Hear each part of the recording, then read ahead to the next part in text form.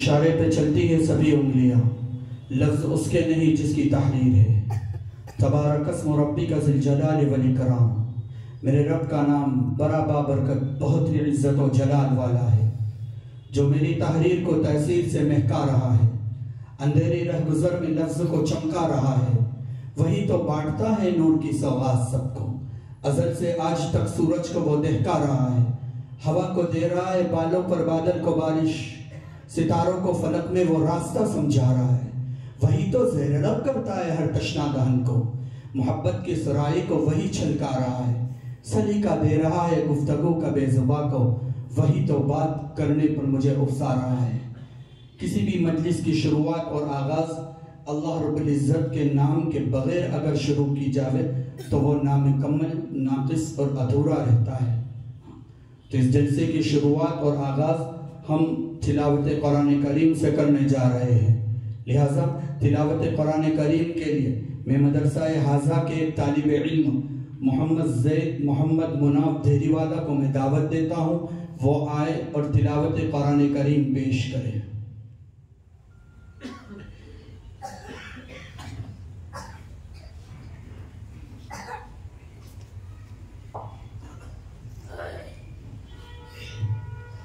أعوذ بالله من الشيطان الرجيم بسم الله الرحمن الرحيم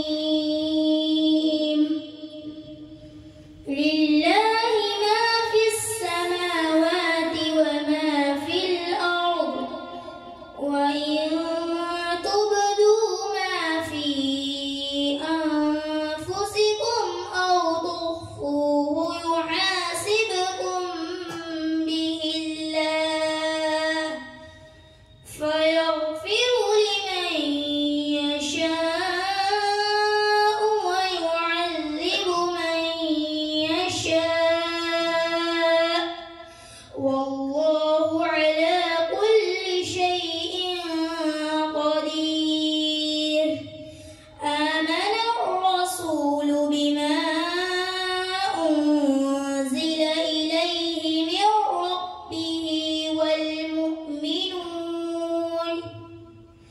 كل آمن بالله وملائكته وكتبه ورسله لا نفرق بين أحد من رسله وقالوا سمعنا وأطعنا غفرانك ربنا وإليك المصير لا يكلف الله نفسا إلا وسعها لها ما كسبت وعليها ما اكتسبت ربنا لا تؤاخذنا إن نسينا أو أخطأنا ربنا ولا تحمل علينا إصرا كما حملته على الذين من قبلنا ربنا ولا تحملنا ما لا طاقة لنا به واعف عنا واغفر لنا وارحمنا أنت مولانا فانصرنا على القوم الكافرين صدق الله العظيم ماشاءاللہ، الحمدللہ ہمارا جمع ہونا نکاح کی مجلس اور تکمیل حفظ کی مجلس کے عنوان پر ہے۔ دونوں مجلسیں بڑی بابرکت ہیں۔ تکمیل حفظ جو ہے اس کے بارے میں جناب نبی کریم صلی اللہ علیہ وآلہ وسلم کا فرمان ہے کہ اس مجلس میں جو دعائیں کی جائے وہ قبول ہوتی ہے۔ تو 2 بچے الحمدللہ تکمیل حفظ کرنے والے ہیں، تو دیگر جتنے احباب بیٹھے ہیں وہ لوگ اپنے دلوں میں یہ نیت لے کر بیٹھے کہ تکمیل حفظ کے موقع پر دعائیں قبول ہوتی ہے، لہٰذا دلوں میں یہ نیت ہو کہ ہمارے بچے بھی انشاءاللہ قرآن کریم کو مکمل حفظ کریں گے، انشاءاللہ ہماری نیتیں جو ہے وہ رنگ لائے گی۔ آپ علیہ الصلوۃ والسلام کا فرمان ہے کہ بھئی جو نیت ہوتی ہے، دعائیں جو کی جاتی ہے، اللہ قبول فرماتا ہے، لہٰذا نیتوں پر اللہ فیصلے کرتا ہے، تو پکے اور سچے دل سے ارادے اور نیت کر لے انشاءاللہ اس کے لیے اللہ سہولتیں بھی پیدا کرے گا، آسانیاں بھی پیدا کرے گا، اور ہمارے لیے عافیت اور خیریت اللہ مقدر کرے گا۔ آئیے اب ہم اپنے جلسے کو آگے بڑھاتے ہیں، اور حفظ کے عنوان پر، کیونکہ ہماری تکمیل حفظ کی بھی مجلس ہے، تو قرآن کریم کے عنوان کے اعتبار سے میں ایک نظم پڑھنے کے لیے محمد عمار صادق بھائی منصوری اسی مدرسے کا طالب علم ہے، مدرسہ حفظ القرآن میں جو تعلیم حاصل کرتے ہیں، میں ان کو دعوت دیتا ہوں وہ آئے اور اپنی نظم پیش کریں۔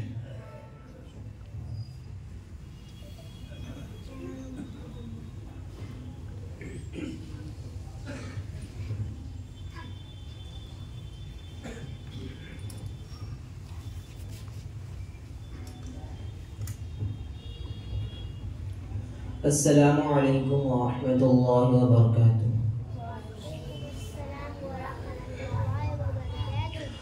اللہ کا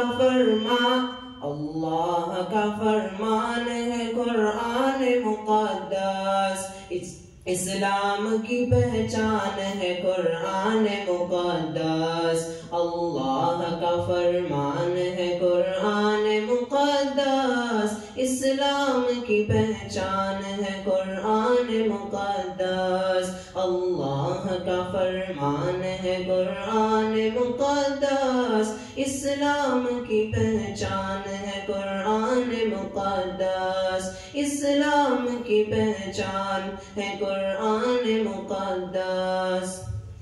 ہم عظمت قرآن پہ سودا نہ کریں گے، ہم عظمت قرآن پہ سودا نہ کریں گے، بے حرمتی پہ اس کی نہ خاموش رہیں گے، بے حرمتی پہ اس کی نہ خاموش رہیں گے۔ مومن کا دل و جان ہے قرآن مقدس، اللہ کا فرمان ہے قرآن مقدس۔ اسلام کی پہچان ہے قرآن مقدس، اللہ کا فرمان ہے قرآن مقدس، اللہ کا فرمان ہے قرآن مقدس۔ مومن کا ہے ایمان، ایمان رہے گا، مومن کا ہے ایمان، ایمان رہے گا۔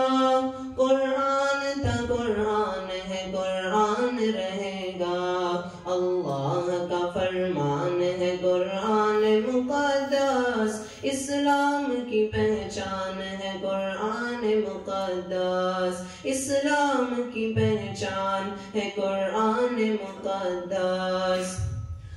کیا دل سے نکالے گا تو قرآن کی محبت، کیا دل سے نکالے گا تو قرآن کی محبت۔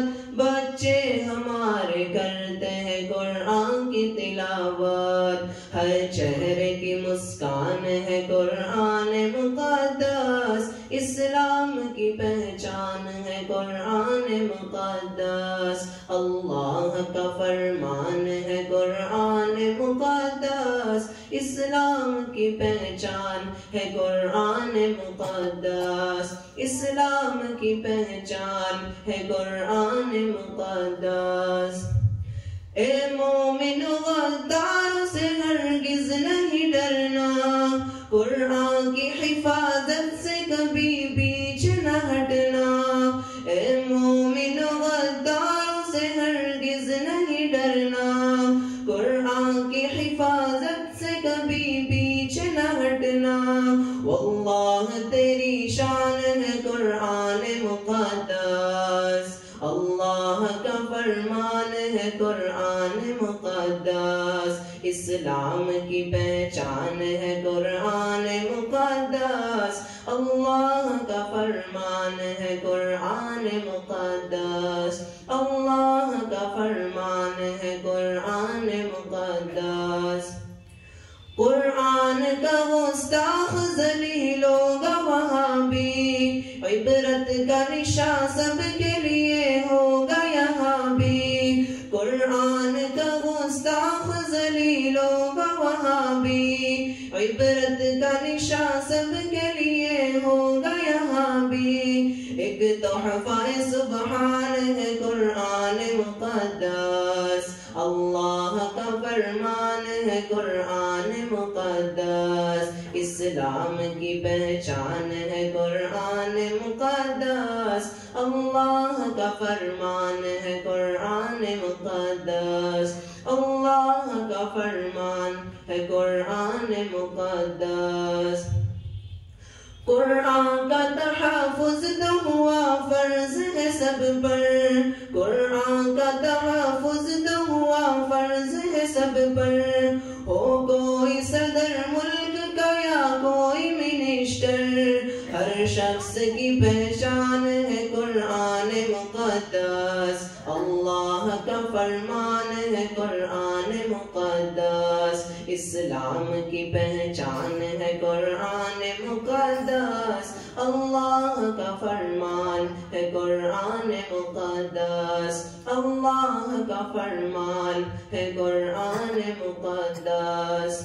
بچوں کو اپنے قاری قرآن بناؤ، اللہ سے قرآن سے وفاداری سکھاؤ، بچوں کو اپنے قاری قرآن بناؤ، اللہ سے قرآن سے وفاداری سکھاؤ، اسلام کی پہچان ہے قرآن مقدس، اللہ کا فرمان ہے قرآن مقدس، اسلام کی پہچان ہے قرآن مقدس، اللہ کا فرمان ہے قرآن مقدس۔ السلام علیکم۔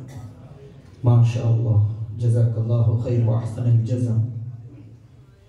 آئیے اب جلسے کو آگے بڑھاتے ہیں اور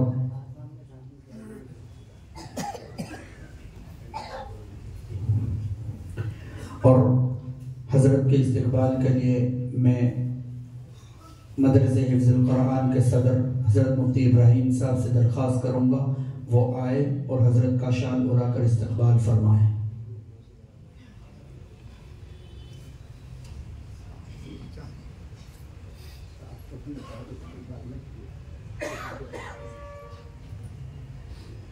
آئیے جلسے کو آگے بڑھاتے ہیں اور حضرت کی شان میں منقبت پیش کرنے کے لیے مفتی ابو لبابہ سے ہم دعوت گزارش کریں گے کہ مفتی صاحب تشریف لائے اور منقبت پیش فرمائیں۔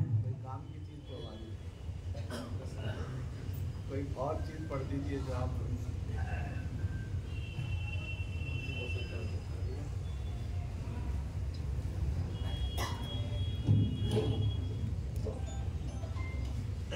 السلام علیکم ورحمۃ اللہ۔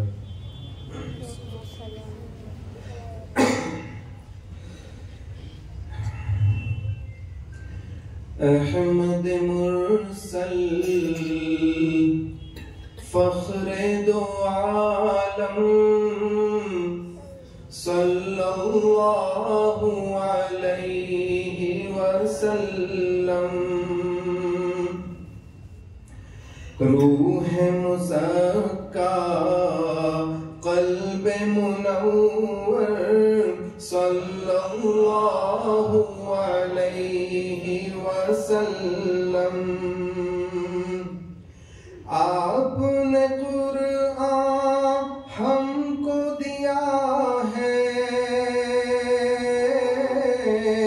صاحب ایمان ہم کو کیا ہے،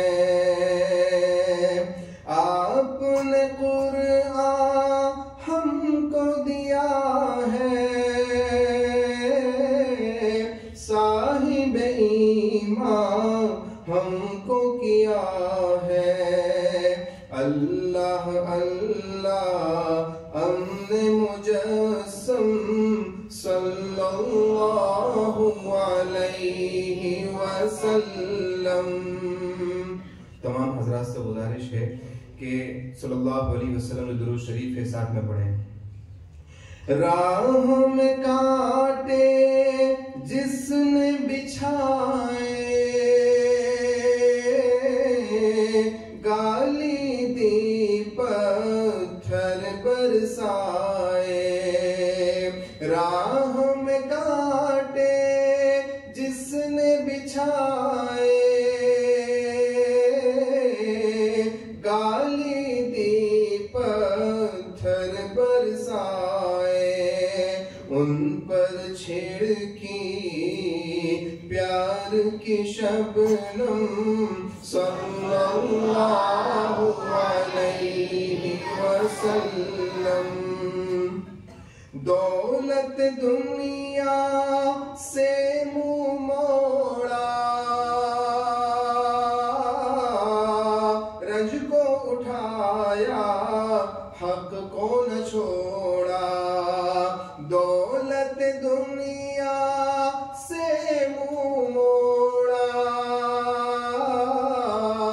غم کو اٹھایا حق کو نہ چھوڑا۔ جس نے ستایا اس کو دعا دی صلی اللہ علیہ وسلم۔ خاک مدینہ خاک شفا ہے، اللہ اللہ وجہ سکون ہے۔ خاک مدینہ خاک شفا ہے، وجہ سکون ہے۔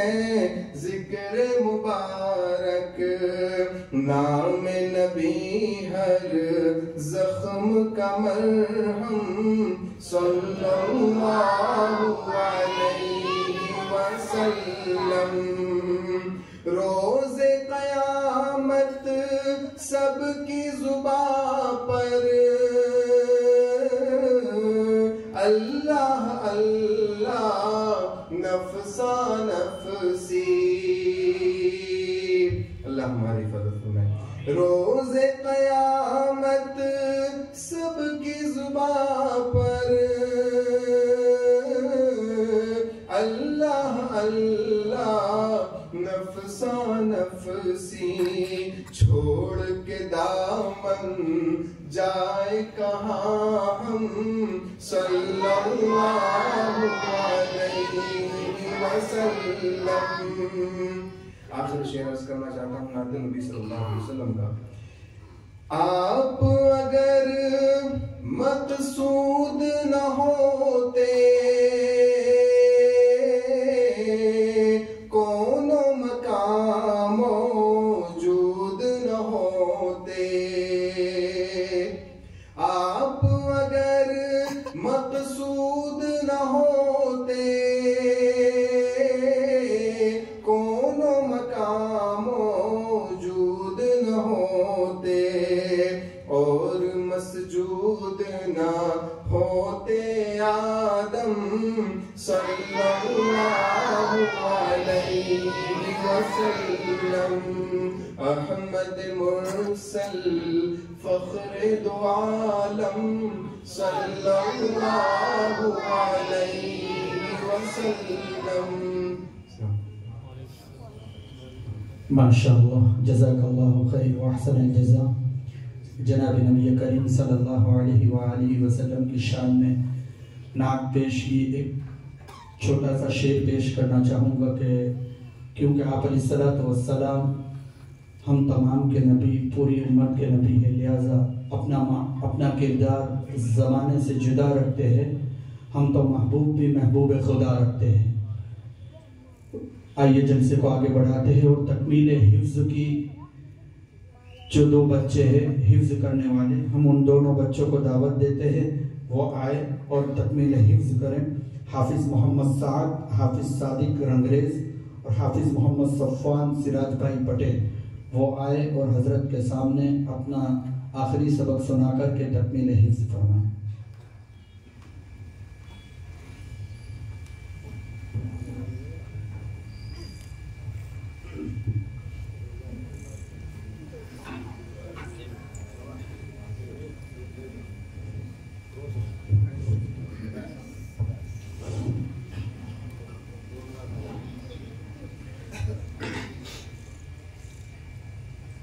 أعوذ بالله من الشيطان الرجيم. بسم الله الرحمن الرحيم. قل هو الله أحد الله الصمد لم يلد ولم يولد ولم يكن له كفوا أحد. بسم الله الرحمن الرحيم.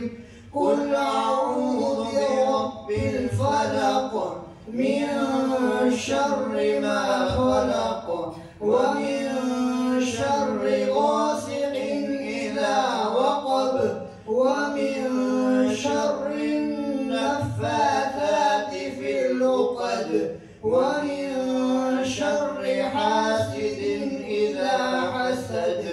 بسم الله الرحمن الرحيم.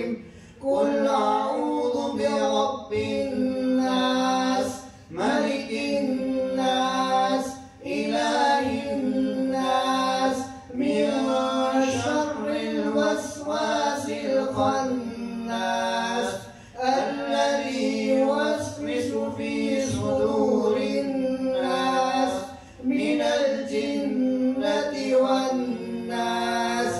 بسم الله الرحمن الرحيم. الحمد لله رب العالمين الرحمن الرحيم مالك يوم الدين. إياك نعبد وإياك نستعين. اهدنا الصراط المستقيم صراط الذين أنعمت عليهم غير المغضوب عليهم ولا الضالين. بسم الله الرحمن الرحيم. ألف لام ميم. ذلك الكتاب لا ريب فيه هدى للمتقين الذين يؤمنون بالغيب ويقيمون الصلاة ومما رزقناهم ينفقون والذين يؤمنون بما أنزل إليك وما أنزل من قبلك وبالآخرة هم يوقنون. أولئك على هدى من ربهم وأولئك هم المفلحون. صدق الله العظيم. اللهم آنس وحشتي في قبري. اللهم ارحمني بالقرآن العظيم واجعله لي إماما ونورا وهدى ورحمة. اللهم ذكرني منه ما نسيت وعلمني منه ما جهلت وارزقني تلاوته آناء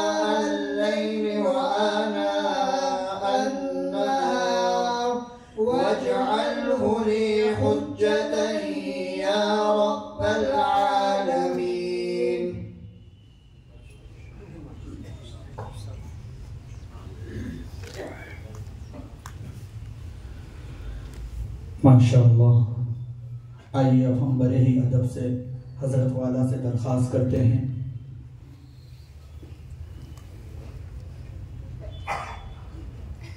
کہ اپنے مواعظ حسنہ سے ہم تمام کو مستفیض فرمائیں۔ حضرت کا بیان ہوگا، اس کے بعد انشاءاللہ نکاح ہوگا، پھر دعا پر مجلس کا اختتام ہوگا۔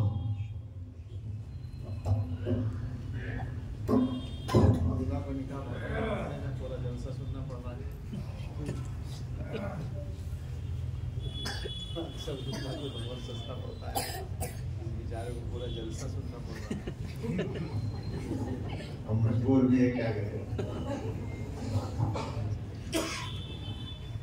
اچھا بچہ ہے، ٹھیک۔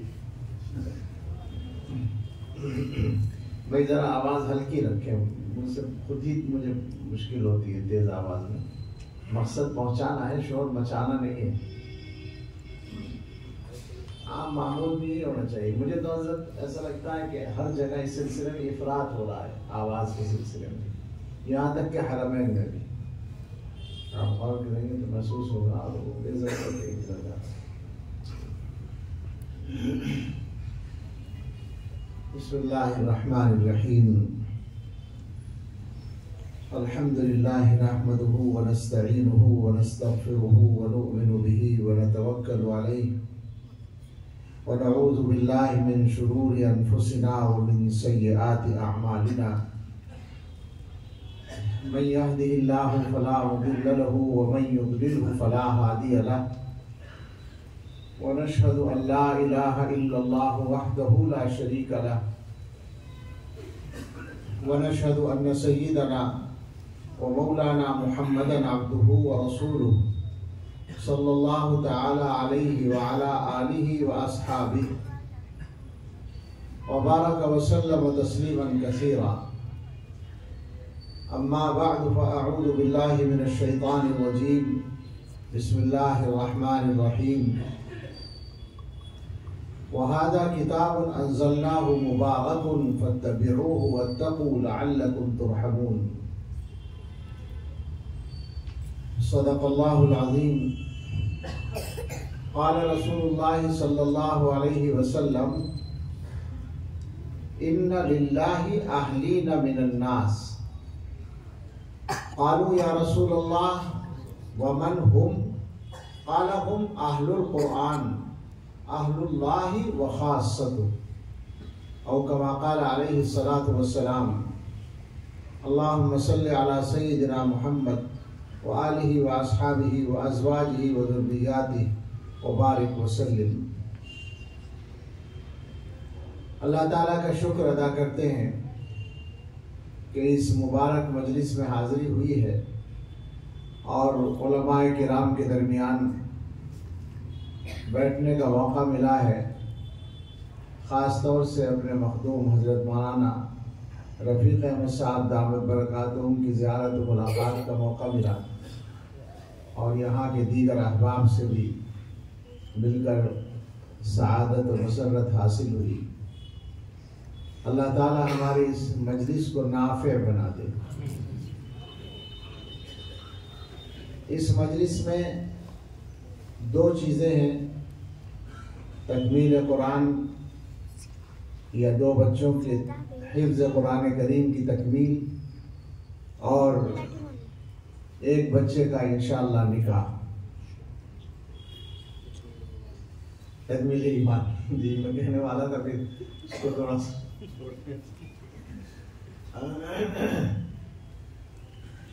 میں تھوڑی دیر دونوں موضوعات پر بات کرنا چاہتا ہوں۔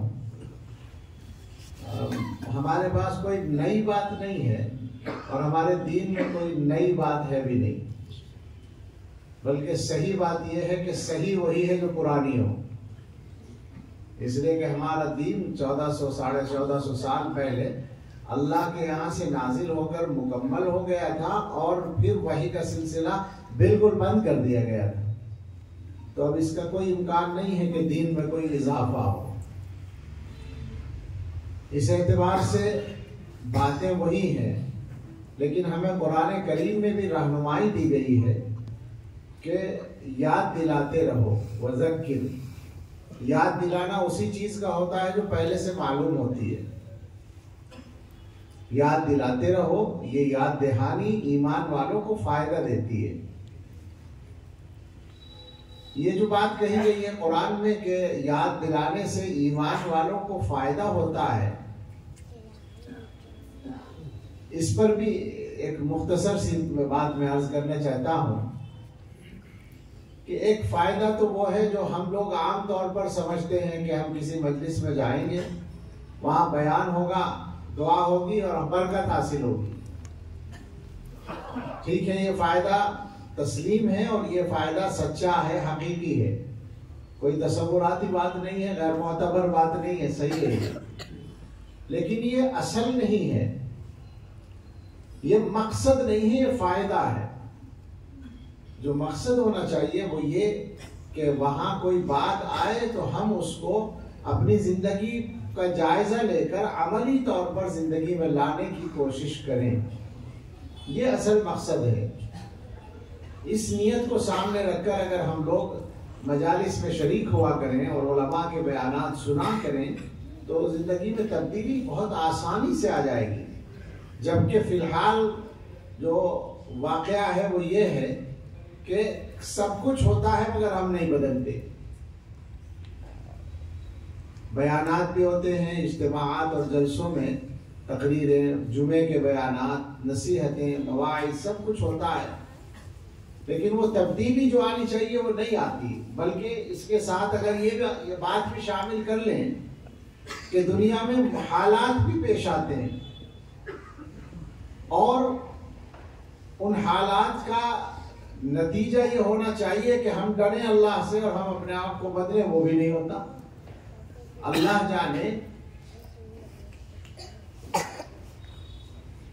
جانے ہمارے اوپر غفلت کا کتنا تبیز پردہ پڑا ہوا ہے کہ وہ فرق نہیں پڑتا. جیسے ہم زندگی گزار رہے ہیں بس وہ اسی طرح چلتی رہتی ہے. ہم نے شاید یہ سمجھ رکھا ہے یا فیصلہ کر رکھا ہے کہ ہم ٹھیک ہیں، لہذا بدلنے کی ضرورت ہی نہیں ہے. اور اگر آپ غور کریں گے تو یہ بات سچی نکلے گی کہ ہم عام طور سے ہم میں سے ہر آدمی اپنے آپ کو ٹھیک سمجھتا ہے. اور ظاہر ہے کہ جب کوئی آدمی اپنے آپ کو ٹھیک سمجھے، بیمار نہ سمجھے تو علاج کیوں کرے گا؟ کئی لوگ ہوں گے، آپ نے دیکھا ہوگا کہ ان کو شوگر کی بیماری ہو جاتی ہے مگر ان کو پتہ نہیں ہوتا، چیک نہیں کرائی. تو لوگ ان سے کہتے ہیں بھائی یہ جو سمٹم ہیں یہ شوگر کے ہیں، چیک کرا لو. تو وہ کہتے ہیں یار چیک کرائیں گے تو آ ہی جائے گی، کیا فائدہ، مرض بڑھتا چلا جاتا ہے. ہوتا ہے نا ایسا، کئی لوگ ایسے ملتے ہیں، بیمار نہیں مانتے اپنے آپ کو، علاج بھی نہیں کرتے. تو نتیجہ کیا ہوتا ہے؟ ہم نے دیکھا اپنے ایک عزیز کو چیک کی گئی تو وہ جو گلوکو میٹر ہے اس میں آیا کہ ڈینجر، یعنی اس نے اس کی وہ نہیں بتائی کہ کتنی ہے شوگر، جو کہ سنا یہ ہے کہ 500 سے اوپر وہ بتاتا ہی نہیں ہے. اس نے کہا ڈینجر، کانٹیکٹ ڈاکٹر، اتنی زیادہ آ گئی. تو بیمار اگر نہیں سمجھیں گے اپنے آپ کو تو علاج کی فکر نہیں ہوگی. اچھا آپ کہہ سکتے ہیں کہ بھائی تمہیں کیا مجبوری ہے، تم ہمیں بیمار ہی سمجھوانے کی کوشش کر رہے ہو، کیوں تم اصرار کر رہے ہو کہ ہم اپنے آپ کو بیمار سمجھیں؟ تو مجھے بالکل اس کا شوق نہیں ہے. ہمارے بھائیوں میں جو لوگ اللہ کے سامنے کھڑے ہو کر سرخ روح ہونے کے لائق اپنے آپ کو سمجھتے ہیں وہ بہت مبارک. لیکن یہی سوال ہے کہ کیا ہم ایسی زندگی گزار رہے ہیں کہ اگر ہمارا ابھی وقت آ جائے تو اللہ کے یہاں ہمارا کام ٹھیک ہو جائے گا؟ وقت تو کبھی بھی آ سکتا ہے. اب اللہ کے یہاں جا کر کیا یقین ہے کہ فی الحال جو ہم گزار رہے ہیں زندگی تو اللہ تعالیٰ خوش نظر آئیں گے کہ ہاں میرا بہت اچھا بندہ آیا ہے، اسے جلدی سے جنت میں پہنچا دو؟ اگر ایسا ہے بہت مبارک، اور اگر ایسا نہیں ہے اور ہم میں سے اکثریت کا حال واقعتاً ایسا نہیں ہے تو پھر اس کا مطلب یہ ہے کہ ہمیں بدلنے کی ضرورت ہے. ہمیں اپنے آپ کو بیمار سمجھنے کی ضرورت ہے تاکہ ہم ٹھیک ہو جائیں. اور ہمارا ٹھیک ہونا یہ ہے کہ ہم اپنے رب کے سامنے کھڑے ہونے کے لائق ہو جائیں، اللہ کے سامنے سرخرو ہونے کے لائق ہو جائیں. ظاہر ہے اللہ تعالیٰ کے سامنے حساب دینا تو کوئی آسان بات نہیں ہے، لیکن کم سے کم اتنا ہو جائے کہ اللہ تعالیٰ معافی کا معاملہ تو فرما دے، اللہ تعالیٰ درگزر کا معاملہ فرمانے کے لائق ہمیں سمجھ لیں، ایسا ہو جائے، کم سے کم اس کی محنت تو کر لیں ہم لوگ۔ اس کے لیے ضرورت ہے کہ ہم ارادہ رکھیں اپنے آپ کو بدلنے کا۔ یہ ایک تمیزی بات آ گئی زبان پر۔ قرآن کریم کے تعلق سے ہی اگر ہم بات کریں تو ایک بات تو بالکل سچی ہے ہمارے طرز عمل میں۔ حضرات علماء سے گزارش کروں گا کہ اس پر توجہ فرمائیں۔ قرآن کی فضیلت پر آپ چاہے جو کہہ دیں، سارے مسلمان خوش ہوں گے۔ قرآن کی فضیلت جب بیان کی جائے گی، مسلمان کیا کریں گے؟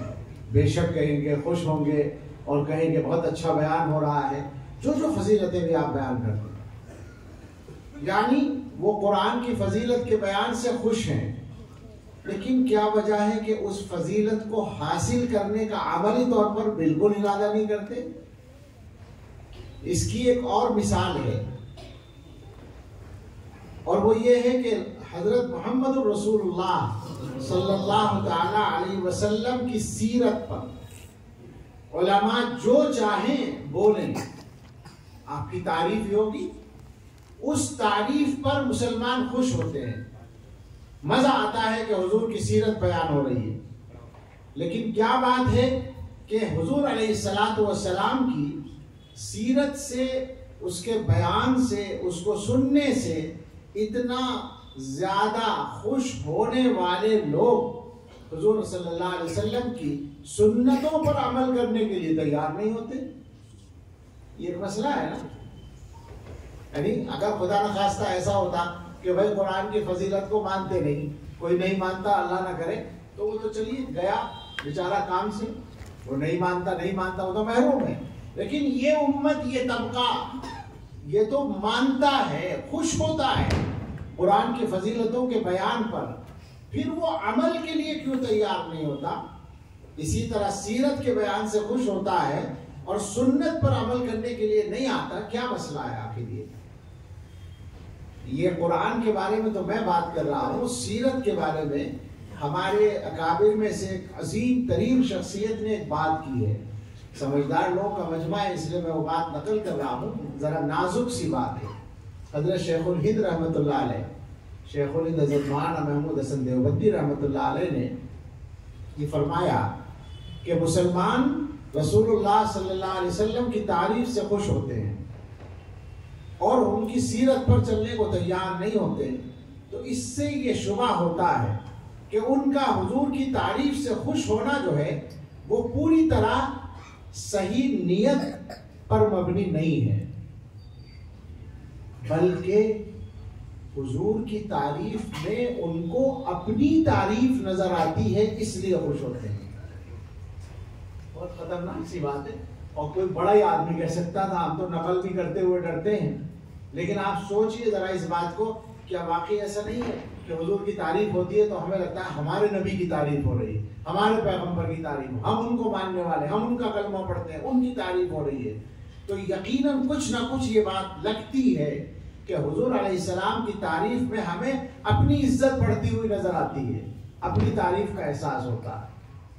میں سمجھتا ہوں قرآن کے تعلق سے بھی ہمارا یہی مسئلہ ہے کہ قرآن کی جو بھی تعریف ہو تو قرآن ہماری کتاب ہے جس کو ہم مانتے ہیں، اللہ کی وہ کتاب ہے جس پر ہمارا ایمان ہے، ہم اس سے تعلق رکھتے ہیں، وہ ہمارے مذہب کی کتاب ہے، تو اس کی جو بھی تعریف ہو تو تھوڑی سی اپنی عزت کا احساس ہوتا ہے، اس لیے ہم خوش ہوتے ہیں۔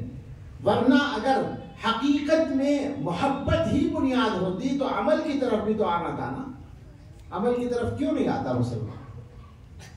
اب قرآن کے سلسلے میں جو واقعہ صورتحال حقیقی ہے وہ کیا ہے آپ جانتے ہوں گے۔ گجرات کو تو پھر بھی اللہ نے بہت نوازا ہے، قرآن کا بڑا ماحول ہے، لیکن میں یہاں گجرات میں بیٹھ کر آپ سے پوچھتا ہوں کیا گجرات کے 50% مسلمان قرآن پڑھے ہوئے ہیں؟ نہیں نکلے ہیں 50% لوگ، 50%، اور عام مسلمانوں کے جو عام ماحول ہے ہندوستان جیسے ملک میں، دوسرے ملکوں کا مجھے زیادہ اندازہ نہیں ہے، مگر اس ملک میں نے جو اندازہ کیا، لوگوں سے پوچھا جگہ جگہ، جہاں اس طرح کا ماحول نہیں ہے تو 50% شاید کسی بھی شہر میں آپ کو قرآن پڑھے ہوئے لوگ نہ ملیں، بلکہ تناسب یہ نکلے گا کہ 10-15% جانتے ہیں قرآن پڑھنا اور 80-85% قرآن پڑھنا ہی نہیں جانتے، انہوں نے پڑھنا سیکھا ہی نہیں ہے۔ سادہ سا اس کا جائزہ آپ لے سکتے ہیں کہ کتنے فیصد مسلمان مدرسوں میں پڑھتے ہیں۔ قرآن مدرسوں میں تو پڑھایا جاتا ہے، مکتبوں میں تو پڑھایا جاتا ہے، اسکولوں میں تو نہیں پڑھایا جاتا، اللہ ماشاءاللہ اب کچھ اسکول جو اپنے کہیں کھلے ہیں تو ان میں پڑھایا جا رہا ہے، لیکن وہ تو 1% بھی نہیں بنے گا، تو تعداد بہت کم ہے۔ اور یہ تعداد اسی طرح کی ہے جیسے نمازیوں کی تعداد ہے۔ نمازیوں کے بارے میں بھی آپ گجرات کو آگے مانیں گے، لیکن باقی ہندوستان کے بارے میں، ہندوستان کے اکثر علاقوں کے بارے میں تو میں تو پھر بھی ذرا ڈرتے بولتا ہوں کہ بھائی 10% مسلمان نمازی ہیں۔ بعض علماء کو میں نے کہتے ہوئے سنا ہے کہ 5 وقت نماز مسجد میں پڑھنے والے 2% ہیں۔ وہ کہتے ہیں ہم نے جائزہ لیا، 2-4% اور ہوں گے جو کبھی کبھی آتے ہوں گے، 2-4 اور ملا لیجیے جو گھر میں پڑھتے ہوں گے، یعنی 10-15% سے زیادہ لوگ نماز نہیں پڑھتے، غالب اکثریت نماز نہیں پڑھتی۔ اس کا بھی اندازہ کر سکتے ہیں کہ عام دنوں میں جو نمازیوں کی تعداد ہے اور جمعۃ الوداع میں رمضان کے جمعوں میں جو نمازیوں کی تعداد ہے اس سے آپ حساب لگا لیں کتنے اس دن ہیں۔ اس دن ہر جگہ اتنے ہی ہیں، زیادہ ہی ہیں۔ تو قرآن کے سلسلے میں پھر اس سے بڑھ کر ایک مسئلہ اور ہے، جو لوگ قرآن پڑھنا جانتے ہیں وہ روزانہ کتنے لوگ ہیں جو تلاوت کرتے ہیں؟ یہ ایک بات ہے۔ ان کی اکثریت وہ ہے جو روزانہ قرآن نہیں پڑھتی۔ کچھ لوگ ہیں قرآن پڑھنے والے آج بھی، اور الحمدللہ ایسے لوگ بھی ہیں جو روزانہ پورے قرآن کی تلاوت کرتے ہیں۔ آپ کے یہاں بھی ہوں گے۔ میں اپنے علاقے کے بعد کل ہی مجھے ایک صاحب ملے، ان کے بیٹے نے بتایا کہ آج کل روزانہ ایک پورا قرآن پڑھتے ہیں۔ حضرت وہ تھے شیخ الحدیث رحمۃ اللہ علیہ کے خلیفہ مدینہ طیبہ میں، کیا نام تھا روزانہ پورا قرآن پڑھتے تھے؟ مولانا اسماعیل دیدا، نہیں اسماعیل، مولانا اسماعیل کے ساتھ کچھ اور لگتا ہے، گجراتی تھے وہ، دیدا وہاں اسماعیل بدات صاحب، وہ روزانہ ایک قرآن پڑھتے تھے مسجد نبوی میں، ایک پورا قرآن۔ دیوبند میں حضرت مدنی رحمۃ اللہ علیہ کے خلیفہ تھے مولانا سید محمود حسن صاحب، میں مفتی شبیر صاحب نے شاعری والے ان کے خسر تھے، وہ روزانہ پورا قرآن پڑھتے تھے، اور جب کمزور ہو گئے تو 15 پارے پڑھتے تھے، کمزور ہونے کے بعد 15 پارے پڑھتے تھے۔ حضرت مفتی مظفر حسین صاحب رحمۃ اللہ علیہ ناظم مظاہر العلوم تمام تر مصروفیات کے ساتھ 10 پارے روزانہ پڑھتے تھے۔ ہمارے دارالعلوم کے بعض اساتذہ ابھی بھی تمام مصروفیات کے بعد ایک منزل روزانہ پڑھتے ہیں۔ تو قرآن پڑھنے والے ہیں مگر ان کی تعداد بہت کم ہے۔ عام مسلمانوں کا مزاج قرآن کی تلاوت کا نہیں ہے۔ اور اس کے بعد آگے چلیں آپ کہ قرآن پڑھے ہوئے لوگ اور قرآن کی تلاوت کرنے والے لوگوں میں سے قرآن کو سمجھنے والے کتنے ہیں؟ یہ ایک مسئلہ ہے۔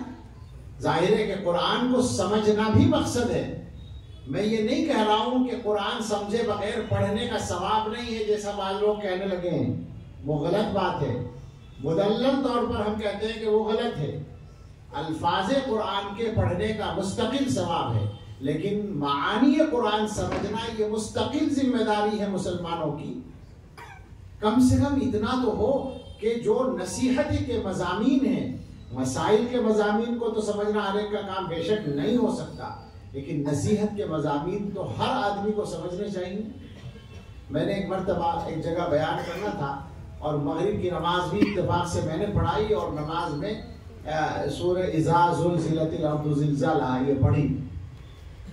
اس کے بعد بیان ہوا تو میں نے لوگوں سے کہا کہ دیکھیے آپ لوگ قرآن کو سمجھتے نہیں ہیں، تو اس لیے آپ کو یہ بھی پتہ نہیں ہوتا کہ امام اللہ کی بارگاہ میں کھڑے ہو کر ہماری طرف سے کیا کہہ رہا ہے، یہ نہیں سمجھ میں آتا۔ اب میں نے جو سورت پڑھی تھی میں اس کا صرف ترجمہ کرتا ہوں، یہ تجربہ کرانے کے لیے کہ اگر آپ الفاظ کا صرف ترجمہ سمجھنے کی صلاحیت رکھیں تو کتنا بڑا فائدہ آپ کو ہو سکتا ہے۔ میں نے ترجمہ کیا اذا زلزلت الارض زلزالها، جب زمین کو جھنجھوڑا جائے گا، ہلا دیا جائے گا، وَأَخْرَجَتِ الْأَرْضُ أَثْقَالَهَا، زمین اپنے اندر کے بوجھ نکال دے گی، جو بھی کچھ ہوگا اندر، یعنی انسانوں کو بھی نکال دے گی اور جو مال ہے وہ بھی نکال دے گی. وَقَالَ الْإِنسَانُ مَا لَهَا، انسان کہے گا اسے کیا ہو گیا زمین کو. يَوْمَئِذٍ تُحَدِّثُ أَخْبَارَهَا بِأَنَّ رَبَّكَ أَوْحَىٰ لَهَا، جس دن یہ سب ہوگا تو زمین اپنی خبریں بیان کرے گی، اس لیے کہ تمہارے رب نے اسے حکم دیا ہوگا. يَوْمَئِذٍ يَصْدُرُ النَّاسُ أَشْتَاتًا لِيُرَوْا أَعْمَالَهُمْ، جس دن یہ ہوگا تو لوگ مختلف گروہوں کی شکل میں آئیں گے تاکہ ان کو ان کے اعمال دکھا دیے جائیں کہ یہ تم نے کیا ہے. فَمَن يَعْمَلْ مِثْقَالَ ذَرَّةٍ خَيْرًا يَرَهُ، تو جس نے ایک ذرہ، ایک رتی کے برابر کوئی خیر کا عمل کیا ہوگا وہ اسے دیکھ لے گا. وَمَن يَعْمَلْ مِثْقَالَ ذَرَّةٍ شَرًّا يَرَهُ، جس نے ایک ذرہ برابر، ایک رتی برابر برا عمل کیا ہوگا وہ اس کو دیکھ لے گا. آپ نے بھی سنا، محسوس ہوا نا، ایک نصیحت محسوس ہوئی. قرآن کے مضمون کی تاثیر ہی الگ ہوتی ہے. تو آپ اندازہ کریں کہ اگر ہم ان مضامین کو کم سے کم ترجمے کی حد تک ہی سمجھتے ہوں تو کتنا بڑا فرق ہماری زندگی میں آ سکتا ہے. ایسا ہو سکتا ہے کہ ہم دنیا کے دھندوں میں پھنس کر غافل ہو رہے ہیں، مسجد میں آئے نماز پڑھنے کے لیے، امام صاحب نے سورت پڑھی، اس کا مضمون ہمارے دل پہ اثر کر گیا اور ہمیں توبہ کی توفیق مل گئی. ایسا بہت ہوگا اور ہوا کرتا تھا ایسا، لیکن ہمارے زمانے میں یہ بات نہیں رہی کہ ہم قرآن کو سمجھیں، وہ عام نہیں رہی. تو سوچنے کی بات ہے کہ عملی طور پر جو صورتحال ہے قرآن کے سلسلے میں وہ ایسی نہیں ہے کہ اس پر ہم راضی ہو سکیں. ہمیں اس کو بدلنا پڑے گا، ہمیں اس کو ٹھیک کرنا پڑے گا. اور جب آپ بات کریں گے تو ہر آدمی اس بات کو تسلیم بھی کرے گا. علماء اس کے لیے اپنی بساط پر محنت بھی کرتے ہیں. یہ اعتراف ہمیں کرنا چاہیے کہ جو ہمیں کرنا تھا وہ ہم ابھی تک بھی نہیں کر پائے، پھر بھی اس کے باوجود علماء محنتیں کرتے ہیں. بہت سی مساجد کے ائمہ مسجدوں میں تفسیر بیان کرتے ہیں. جمعیت علماء نے تو اب ایک مستقل نظام بنایا ہے اصلاح معاشرہ کے شعبے کے تحت، اور اس میں ہزاروں مسجدوں میں قرآن کریم کی تفسیر، پورے ملک کی سطح کی بات کر رہا ہوں، ہزاروں کا مطلب اکا دکا ہر جگہ ہو جائیں گی. وہ ہو رہا ہے، شروع ہوا ہے، سلسلہ بڑھے گا انشاءاللہ. تو کوششیں ہیں، لیکن سمجھنے کی بات یہ ہے کہ عام مسلمانوں کے مزاج میں یہ بات آنی چاہیے کہ وہ قرآن کریم سے اپنا رشتہ عملی طور پر مضبوط کریں. اس کے علاوہ کوئی راستہ ہی نہیں ہے. قرآن ہماری ہدایت کے لیے عجیب و غریب نسخہ ہے. دو باتیں مجھے یاد آئی، واقعے دو آپ نے پڑھے ہوں گے بعض حضرات نے. ایک تو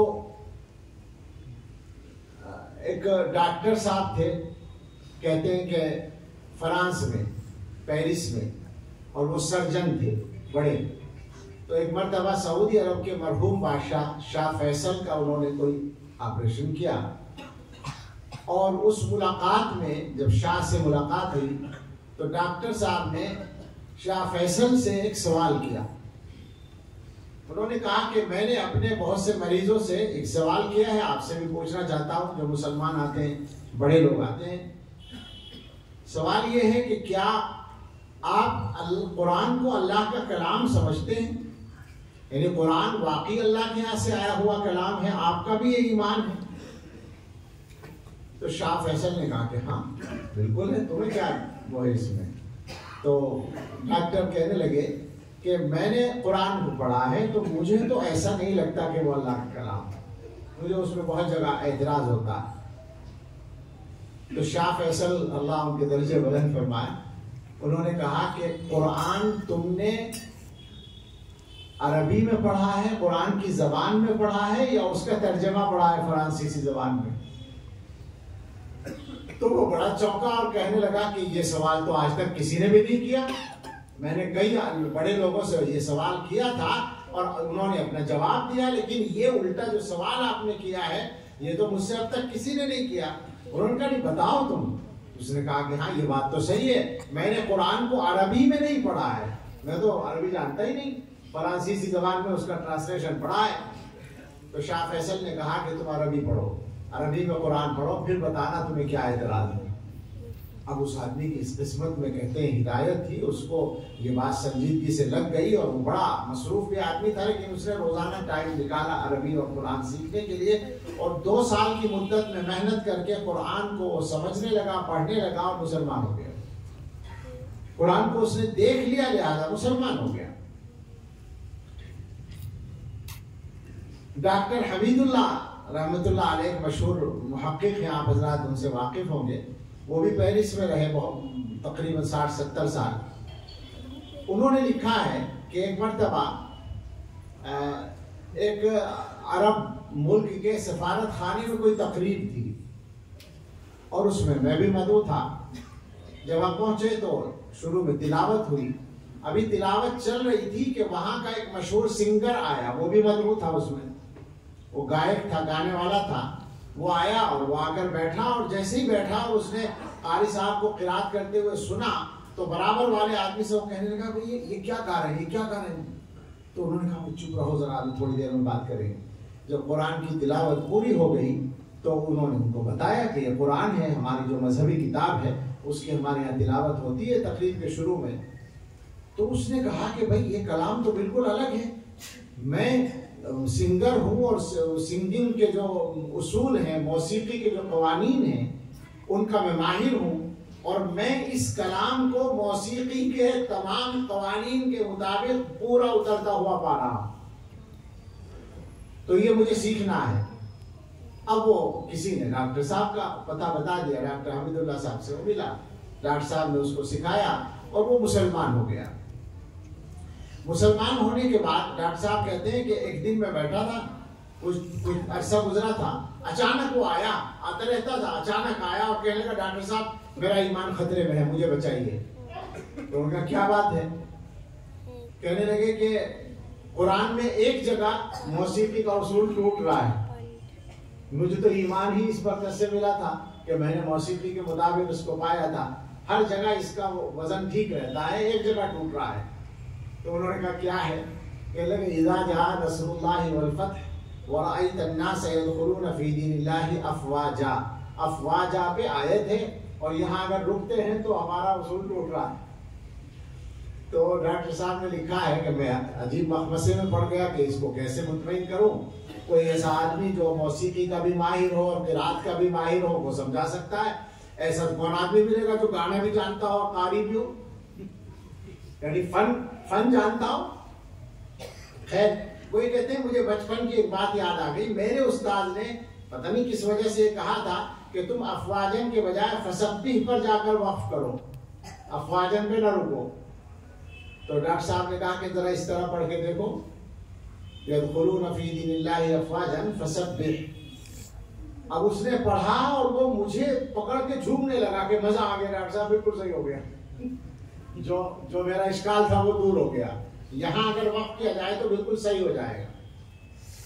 تو عجیب باتیں ہیں، قرآن کریم کس کو کس طرح متاثر کر دیتا ہے، یہ اللہ کے نوازنے کی بات ہوتی ہے۔ علامہ اقبال نے لکھا ہے کہ ایک لاہور میں انگریز پروفیسر تھے، بڑے عمر میں بھی بڑے تھے، وہ ایک دن ملے اور کہنے لگے اقبال میں تم سے کچھ بات کرنا چاہتا ہوں، تو آج شام کو چائے میرے ساتھ پیو۔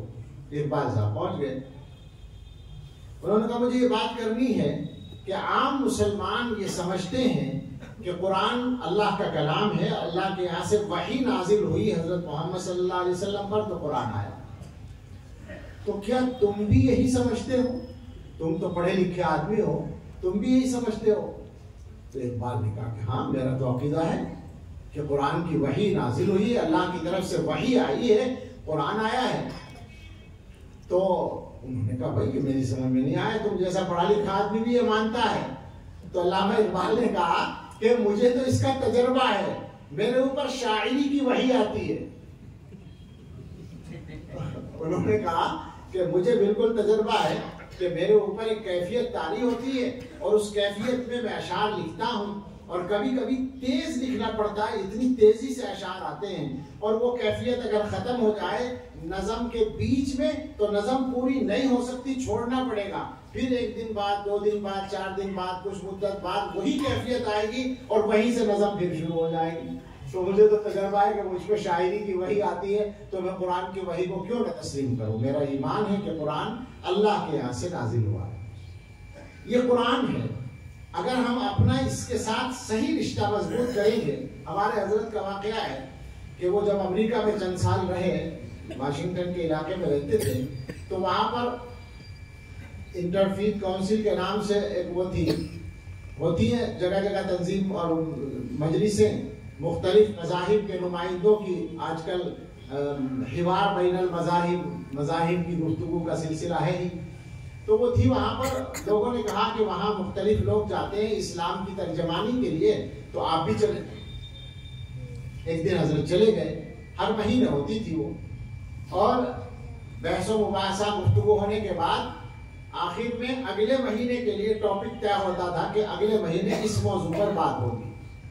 تو حضرت نے وہاں پہلی بار خاموشی سے سنا, سب کچھ دیکھا, اور جب اگلے مہینے کا ٹاپک طے ہونے لگا تو حضرت نے مداخلت کرتے ہوئے کہا کہ میری رائے یہ ہے کہ اگلے مہینے جو بھی بات آپ حضرات کریں, تو چونکہ یہاں جتنے مذہب والے بیٹھے ہیں سب کا یہ دعویٰ ہے کہ ان کا مذہب آسمانی ہے, وہاں سے آیا, اوپر سے آیا ہے. مسلمان بھی یہی دعویٰ رکھتے ہیں, یہودی بھی یہ دعویٰ رکھتے ہیں, عیسائی بھی یہ دعویٰ رکھتے ہیں, اور بھی کئی مذہب ہیں جو اپنے آپ کو آسمانی مذہب مانتے ہیں. اور شاید وہ رہے ہوں گے کسی زمانے میں, بدل کے ان کی شکلیں دوسری ہو گئی. تو جب سب کے سب آسمانی مذہب کے لوگ ہیں تو ہر ایک کے پاس گاڈ کا کلام ہوگا, ورڈز آف گاڈ ہوں گے, اللہ کے الفاظ ہوں گے نا سب کے پاس. تو اگلی بار جب ہم لوگ بیٹھیں تو اپنی زبان میں یا اپنے الفاظ میں بات نہ کریں, بلکہ ورڈز آف گاڈ میں بات کریں, اپنا پیغام پیش کریں. تو ان کو سب کو یہ بات پسند آئی کہ ہاں یہ بات ٹھیک ہے. سب نے سوچا کہ اپنی اپنی مذہبی کتاب پیش کرنے کا موقع ملے گا. لیکن حضرت نے پہلے ہی یہ لفظ بولا تھا, یہ نہیں کہا تھا کہ مذہبی کتابیں پیش کریں, بلکہ ورڈز آف گاڈ پیش کریں, اللہ کے الفاظ, خدا کے الفاظ. طے ہو گیا. اگلا مہینہ آیا, بیٹھے, تو وہ جو صدر تھا وہ یہودی تھا. اس نے کہا, حضرت کا نام تو ذوالفقار احمد ہے, وہ مسٹر احمد کہتے تھے, کہ مسٹر احمد آپ ہی شروع کریں چونکہ آپ نے تجویز دی تھی. حضرت نے کہا ٹھیک ہے. تو حضرت نے سورہ فاتحہ کی تلاوت کی اور اس کا ترجمہ اور تفسیر بیان کر دی. اب ظاہر ہے کہ سورہ فاتحہ قرآن کا خلاصہ ہے, ام القرآن اس کو کہا گیا ہے, سارے مضامین اس میں آئے جاتے ہیں, اختصار کے ساتھ بیان ہو گیا. اب اس کے بعد نمبر تھا عیسائیوں کے پادری کا. تو کہتے ہیں کہ انجیل میں ایک چیپٹر ہے جس کو پہاڑی کا واز کہتے ہیں, اور وہ لگ بھگ اسی طرح سمجھا جاتا ہے ان کے یہاں جیسے ہمارے یہاں سورہ فاتحہ. تو پادری صاحب نے وہ پہاڑی کا جو واز ہے وہ پڑھنا شروع کیا. اور آپ جانتے ہی ہیں کہ عام طور پر ساری دنیا میں جو بائبل انجیل پھیلی ہوئی ہے وہ انگلش میں, تو انہوں نے انگلش ہی میں پڑھا اس کو. جب وہ پڑھنے لگے, تھوڑا سا پڑھا, تو حضرت نے ہاتھ اٹھایا اور کہا کہ صدر صاحب مجھے کچھ کہنا ہے. ان کا کیا کہنا ہے؟ کہا پچھلی بار یہ طے ہوا تھا کہ سب لوگ اپنی بات ورڈز آف گاڈ میں پیش کریں گے, تو بس پادری صاحب سے میرا فقط یہ سوال ہے کہ گاڈ کے یہاں سے, اللہ کے یہاں سے انجیل کیا انگلش میں نازل ہوئی تھی؟ بس یہ سوال ہے. اس کا کیا جواب ہے؟ ان کے ہاں تو جس زبان میں نازل ہوئی تھی وہ تو سرے سے باقی ہی نہیں رہی, وہ تو ختم ہی ہو گئی. غالباً عبرانی زبان میں نازل ہوئی, سریانی میں اس کا ترجمہ ہوا, یا اس کا الٹا ہے, مجھے صحیح تحقیق نہیں, اور وہ اصل غائب ہے اور وہ ترجمے سے ترجمے ہو کر چل رہا ہے. تو خاموش, بالکل کوئی جواب نہیں. اب وہ جو صدر صاحب تھے وہ تو یہودی تھے. یہودی نے سوچا کہ اب میرا نمبر بھی آئے گا, توریت پڑھنے کا آئے گا نمبر, تو وہاں بھی یہ سوال کھڑا ہوگا. تو اس نے سوچا پہلے ہی نمٹا دو. اس نے کہا کہ ہم اس موقع پر اس بات کا اقرار کرتے ہیں کہ دنیا میں اگر کوئی قوم یہ دعویٰ کرنے کی پوزیشن میں ہے کہ اس کے پاس ورڈز آف گاڈ محفوظ ہیں, تو وہ فقط مسلمان ہیں جو یہ دعویٰ کر سکتے ہیں, کیونکہ ان کے پاس قرآن کی شکل میں اللہ کے الفاظ محفوظ ہیں, اور کوئی قوم یہ دعویٰ نہیں کر سکتی. جادو وہ جو سر چڑھ کے بولے, یہ سچائی ہے. یہ کوئی عقیدت کی باتیں نہیں ہیں, حقیقت کی باتیں ہیں. یہ حقائق ہیں بالکل, جن کو تسلیم کرنے پر وہ مجبور ہے. ڈاکٹر حمید اللہ ہی کی بات مجھے یاد آ گئی. ڈاکٹر صاحب نے 1933 میں ڈاکٹریٹ کی تھی, وہاں پی ایچ ڈی کی تھی جرمنی میں. تو وہ کہتے ہیں کہ جرمنی کی میونخ یونیورسٹی نے ایک کمیٹی بنائی اور اس کمیٹی کی ڈیوٹی لگائی کہ جب سے دنیا میں پرہیز قائم ہوا, چھپنے کا سلسلہ, اس وقت سے جو قرآن دنیا میں چھپ رہا ہے, سب جگہ کے چھپے ہوئے قرآن کا ایک ایک نسخہ, ایک ایک کاپی جمع کرو اور پھر ان کو ملا کر دیکھو کہ ان میں کتنا فرق ہے. اب آپ جانتے ہوں گے 15ویں صدی میں چھپنا شروع ہوا ہے سلسلہ جو ہے پرہیز کا. اس وقت سے قرآن بھی چھپ رہا ہے اور سب کتابیں بھی, مذہبی کتابیں خاص طور سے, اور دنیا بھر کے ملکوں میں چھپتا ہے. اور پھر 19ویں 20ویں صدی آتے آتے تو چھپائی کا سلسلہ بہت بڑھ گیا. سب جگہ کے قرآن کی نسخوں کو جمع کیا, سالوں لگ گئے, ہزاروں نسخے, 15-20 ہزار نسخے جمع ہو گئے یا اس سے بھی زیادہ. اور پھر اس کمیٹی نے ان کو پڑھا اور رپورٹ مرتب کی کئی سال میں. اور اس رپورٹ کا خلاصہ یہ تھا کہ 500-600 سال کے لمبے عرصے میں ساری دنیا کے الگ الگ ملکوں کے الگ الگ چھاپے خانوں میں چھپنے والے قرآن کریم کے ان نسخوں میں آپس میں کوئی اختلاف نہیں ہے, کوئی فرق نہیں ہے. اگر کوئی غلطی ہے تو لکھنے کی غلطی کہیں کہیں ملی, مگر وہ غلطی دوسرے میں نہیں ہے, تو اس کا مطلب ہے کہ وہ لکھنے میں کچھ غلطی ہو گئی. اس کے بعد ان کی شامت آئی, انہوں نے انجیل کے بارے میں ایسی کمیٹی بنا دی کہ انجیل بائبل جو چھپتی ہے اس کو بھی جمع کرو. ساری دنیا سے اس کو جمع کیا گیا اور اسی طرح اس کے بہت سارے نسخے جمع ہو گئے. اور پھر رپورٹ مرتب کی گئی کہ دنیا بھر میں چھپنے والے بائبل کے نسخوں میں آپس میں جو الگ الگ فرق ہیں, ڈیفرنٹ ہیں, ہم نے لکھے ہیں 2 لاکھ فرق ہیں. یعنی کہیں کچھ ہے, کہیں کچھ ہے, کہیں کچھ ہے, 2 لاکھ فرق. یہ انہی کی کمیٹی کی رپورٹ ہے. تو جو سچائی ہے وہ سامنے آتی ہے. قرآن کریم ذالک الکتاب لا ریب فیہ, اس میں کوئی شک نہیں, کسی شک کی گنجائش نہیں ہے. اور سب سے بڑی چیز وہ ہے جو میں نے حدیث پڑھی تھی, آپ غور کیجئے اور اسی پر یہ مضمون ختم کریں گے. رسول اکرم صلی اللہ تعالی علیہ وسلم نے ارشاد فرمایا, ان للہ اہلین من الناس, انسانوں میں کچھ لوگ اللہ تعالیٰ کے قریبی ہوتے ہیں. آپ سوچیں کتنی مزیدار بات ہے, اللہ کے قریبی. کسی لیڈر کے, کسی عام آدمی کے, کسی مالدار کے, کسی دنیا دار کے قریبی کی بات نہیں ہو رہی, اللہ کے قریبی. کتنی بڑی سعادت ہوگی. صحابہ نے پوچھا اچھا قریبی بھی کیسے؟ لفظ استعمال کیا ہے اہلینا, اہل کی جمع ہے. اہل کہتے ہیں گھر والوں کو. اللہ کے گھر والے تو ہیں نہیں. متخذ صاحبۃ ولا ولدا, اللہ کی شان ہے, نہ بیوی بنائی نہ بچے بنائے. لیکن دنیا میں قریب ہونے کی سب سے جو مضبوط مثال ہے وہ گھر والے. تو جس طرح کسی انسان کے گھر والے اس کے قریبی ہوتے ہیں, اللہ کے بھی اس طرح کچھ لوگ قریبی ہوتے ہیں. صحابہ نے پوچھا وہ کون ہوتے ہیں؟ حضور علیہ الصلوۃ والسلام نے فرمایا ہم اہل القرآن, وہ قرآن والے ہوتے ہیں. اہل اللہ و خاصت, وہ اللہ کے قریبی اور اللہ کے خواص ہوتے ہیں. آپ سوچیں ذرا کتنی بڑی سعادت ہے کہ آدمی قرآن والا بن جائے اور اس کے نتیجے میں اللہ والا بن جائے, اللہ کا قریبی بن جائے. تو ہم سب یہاں جتنے لوگ بھی موجود ہیں اور یہ دونوں بچے بھی جنہوں نے ابھی سعادت حاصل کی ہے, ہم سب عہد کریں, میری گزارش ہے کہ ارادہ کریں, پکا ارادہ کریں کہ اب تک ہم سے قرآن کے سلسلے میں جو غفلت ہوئی ہے اس سے ہم توبہ کریں اور بدلیں اپنے آپ کو.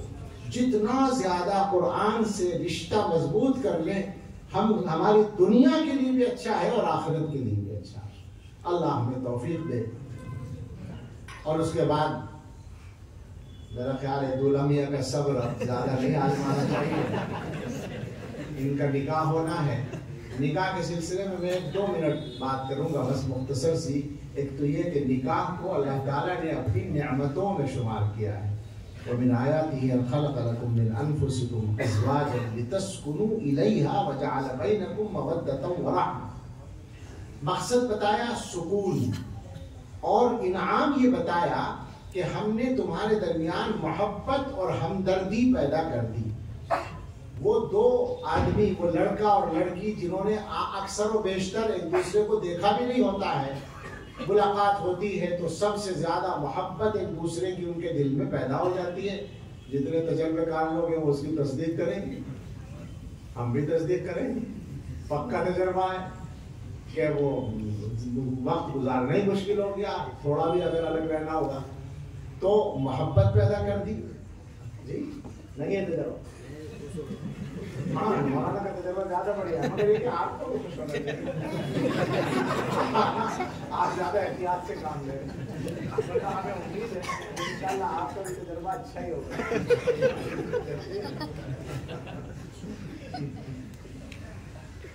دوسرے رحمت، ہمدردی پیدا کر دی. آپ دیکھیں شوہر بیوی ایک دوسرے کے مفاد کے لیے سب سے آگے. اس رشتے کے بعد سارے رشتوں کا مفاد پیچھے، یہاں تک کہ ماں باپ کا بھی. ماں باپ کا احترام اپنی جگہ ہے مگر مفاد بعد میں ہے. مفاد اپنا پہلے ہے. جو اپنا گھر بن گیا وہ پہلے ہے. ماں باپ کی خدمت کریں گے، سب کچھ کریں گے، لیکن راز شوہر بیوی کا ہوگا، معاملات شوہر بیوی کے ہوں گے. اللہ کا نظام ہے، اسی نظام سے دنیا چل رہی ہے. یہ اللہ کی نعمت ہے. کرنے کا کام یہ ہے کہ اس نعمت کو آسان بنایا جائے تاکہ مسلمانوں کا بوجھ دور ہو. حضور علیہ السلام کا ایک ایک لفظ سچا ہوتا ہے. حضور نے فرمایا ہے کہ سب سے زیادہ برکت اس نکاح میں ہوتی ہے جس میں بوجھ سب سے کم ہو، خرچہ سب سے کم ہو. ہم لوگ برکتیں ڈھونڈتے ہیں اور برکت کو دور کرنے کا انتظام کرتے ہیں کہ میں مصیبت مول لے لیتے ہیں شادی کے نام پر. میں بہت دنوں سے یہ بات کہتا ہوں کہ چند چیزیں ایسی ہیں جن کی اصلاح بہت جلدی کرنا مسلمانوں کے لیے ضروری ہے، خاص طور سے ہندوستانی مسلمانوں کے لیے. ان میں سے ایک یہ شادی کا سسٹم بھی ہے جو مہنگی شادیوں کا مزاج ہے. اس کو بدلنا پڑے گا. حالات کے ٹھیک ہونے کے لیے بہت بڑی شرط ہے. خصوصاً معاشی حالات کے سلسلے میں بہت بڑا فیکٹر، بڑا عامل ہے. یہ مصیبت بنی ہوئی ہے غریب آدمی کے لیے بھی اور امیر آدمی کے لیے بھی. میں جانتا ہوں کہ یہ مالداروں کے لیے بھی آسان نہیں ہے کیونکہ ہر ایک کے اپنے اسٹیٹس کا مسئلہ ہوتا ہے. اس کو اپنے معیار سے مصیبت ہوتی ہے، اسے اپنے معیار سے ہوتی ہے. تو ہم سب یہاں یہ طے کریں جو کہ قرآن اور اللہ کے نبی صلی اللہ علیہ وسلم کی سنت کی بات ہو رہی ہے تو کامیابی کا راستہ تو وہی ہے. کوشش کریں، عمل کریں اس بات پر کہ شادیوں کو آسان بنائیں. اور اس کے بعد ایک مضمون آج دن میں جمعے کی نماز میں نے عرض کیا تھا، اس کے تفصیل کرنے کا موقع نہیں ہے مگر گھریلو انصاف ایک لفظ یاد رکھ لیں. گھروں کے اندر انصاف کا مزاج بنائیں. جو محبت، جو رویہ آپ اپنی بیٹی کے لیے چاہتے ہیں دوسرے کے گھر میں، وہ جو دوسرے کی بیٹی آپ کی بہو بن کر آئی ہے اس کے ساتھ وہی رویہ اپنانے کی کوشش کریں. اس لیے کہ وہ آپ کو بیٹی بنا کر دی گئی ہے. آپ پوچھیں علماء سے، جیسے اپنی بیٹی محرم ہے ایسے ہی بیٹے کی بیوی بھی محرم ہے، بالکل ہمیشہ کے لیے محرم ہے. وہ بیٹی بنا دی گئی ہے آپ کے لیے، تو اس بیٹی کو بیٹی کیوں نہیں سمجھتے؟ گھروں کے اندر انصاف کا مزاج پیدا کیا جائے. حسن سلوک کے سلسلے میں رسول اللہ صلی اللہ تعالیٰ علیہ وسلم کی حیات طیبہ کو سامنے رکھا جائے.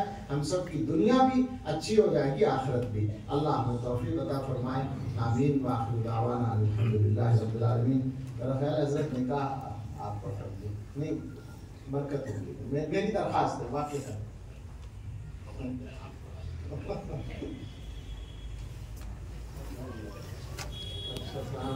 یہ دولہا میاں تو بیٹھے ہیں، سعود نام ہے، دلہن امین، وکیل ایوب بھائی پر آ جاؤ. اجازت لے لی ہے بچی سے. گواہ حاجی صدیق صاحب، حاجی اور عبدالرشید صاحب. مہر 11,000 نام.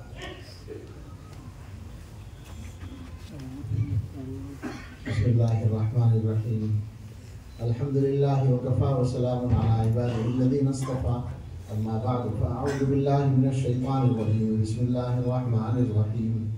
یا ایہا الناس اتقوا ربکم الذی خلقکم من نفس واحدۃ وخلق منها زوجها وبث منہما رجالا کثیرا ونساء واتقوا اللہ الذی تساءلون به والارحام ان اللہ کان علیکم رقیبا. یا ایھا الذین آمنوا اتقوا اللہ حق تقاته ولا تموتن الا وانتم مسلمون یا ایھا الذین آمنوا اتقوا اللہ وقولوا قولا سدیدا يصلح لكم أعمالكم ويغفر لكم ذنوبكم ومن يطع الله ورسوله فقد فاز فوزا عظيما صدق الله العظيم قال رسول الله صلى الله عليه وسلم النكاح من سنتي وفي رواية أخرى فمن رغب عن سنتي فليس مني أو كما قال عليه الصلاة والسلام. سعود صاحب امرین بنت ایوب باگڑا والا کا نکاح آپ سے 11,000 نقد مہر کے عوض میں نے کیا. آپ نے قبول کیا؟ جی ہاں، میں نے اپنا نکاح اپنی بیوی کو اپنے نکاح میں قبول کیا. بیوی تو آپ بنی.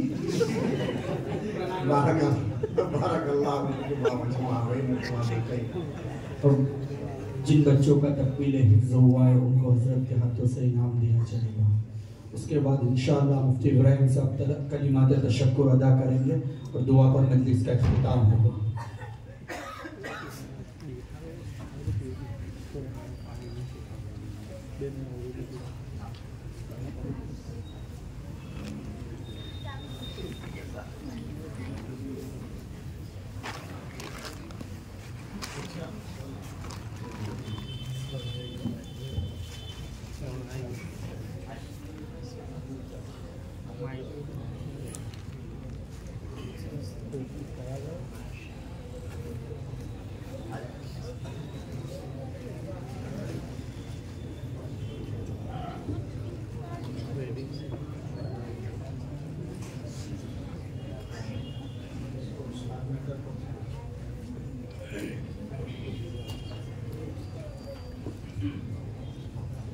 بسم اللہ الرحمن الرحیم.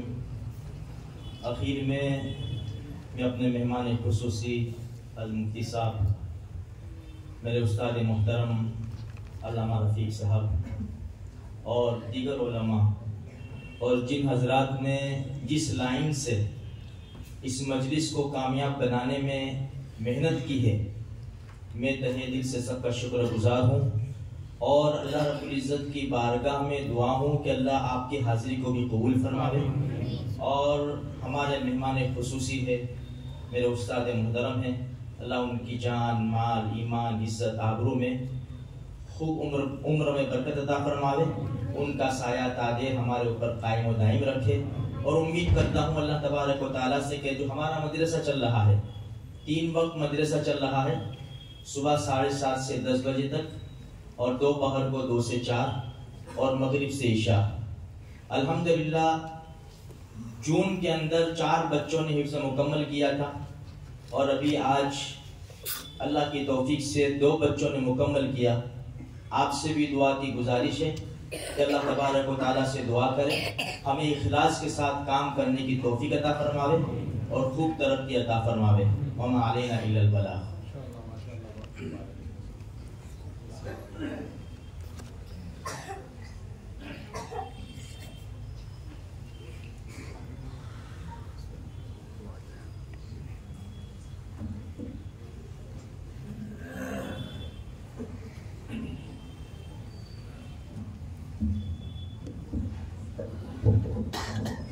شریف پڑھ دیجیے.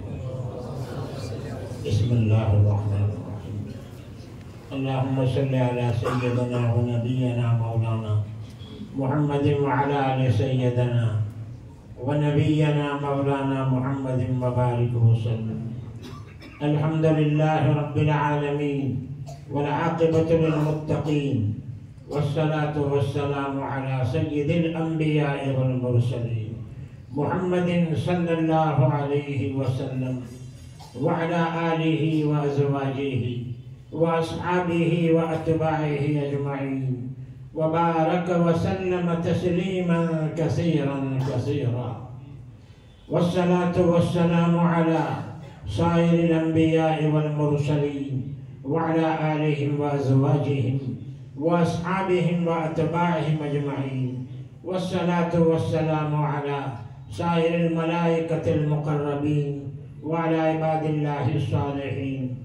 لا الہ الا اللہ الحلیم الکریم سبحان اللہ رب العرش العظیم الحمد للہ رب العالمین نسألك موجبات رحمتك وعزائم مغفرتك والغنیمة من كل بر والسلامة من كل اسم اللهم لا تدع لنا ذنبا إلا غفرته ولا هما إلا فرجته ولا ضرا إلا كشفته ولا كربا إلا نفسته ولا دينا إلا أديته ولا مرضا إلا شافيته ولا حاجة من حوائج الدنيا أو الآخرة هي لك رضا ولنا فيها صلاحا إلا قضيتها ويسرتها برحمتك يا أرحم الراحمين اللهم آمن روعتنا واستر عوراتنا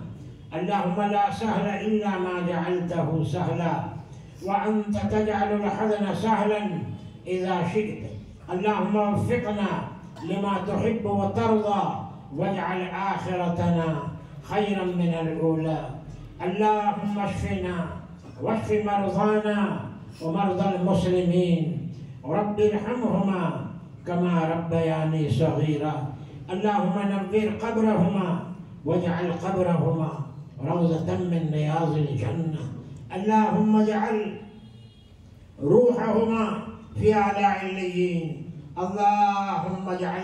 اللهم ارفع درجاتهما في أعلى عليين یا اللہ ہم سب پر رحم فرما کرم فرما اے اللہ اس مبارک مجلس کو قبول فرما حافظ ہونے والے دونوں بچوں کو بھی قبول فرما جس بچے کا نکاح ہوا اس نکاح کو بابرکت بنا پوری مجلس کو قبول فرما یا اللہ جس مقصد کے لیے آئے ہیں اس میں کامیابی عطا فرما حضرت مولانا کے بیان کو قبول فرما حضرت نے بہت ضروری باتیں ہمارے سامنے رکھی ایسی مجلسوں میں شامل ہونا برکت کے لیے بے شک فائدہ ہے اس سے انکار نہیں ہے لیکن مقصد نہیں ہے مقصد ہے اپنے آپ کو بدلنا اپنے آپ میں تبدیلی لانا اور اپنی زندگی کو قرآن کریم کے مطابق بنانا اور اللہ کی رضا کے مطابق زندگی گزارنا یہ اس کا مقصد ہے اللہ ہم سب کو عمل کرنے کی توفیق عطا فرما ہمارے شاگرد مفتی ابراہیم صاحب کو جو یہاں کے صدر ہیں اور مفتی شفیق صاحب شاہ بھائی والے ان میرے اور مولانا مسیح اللہ صاحب یہ سب میرے شاگرد ہیں ان سب کو قبول فرما اس ادارے کو قبول فرما معاونین کو قبول فرما جنہوں نے جس انداز سے بھی تعاون کیا ہے اس ادارے کا اور آج کی مجلس کے لیے بھی اے اللہ ان سب کو قبول فرما اور حضرت مولانا کی آمد کو قبول فرما ہم سب کے لیے رحمت بنا گجرات والوں کے لیے خصوصاً بڑودہ والوں کے لیے رحمت بنا اور حضرت کا سایہ ہم سب کے سروں پر اللہ ہمیشہ قائم فرما اللہم صلی علی سیدنا ونبینا مولانا محمد وعلى آل سيدنا ونبينا مولانا محمد وبارك وسلم برحمتك يا أرحم الراحمين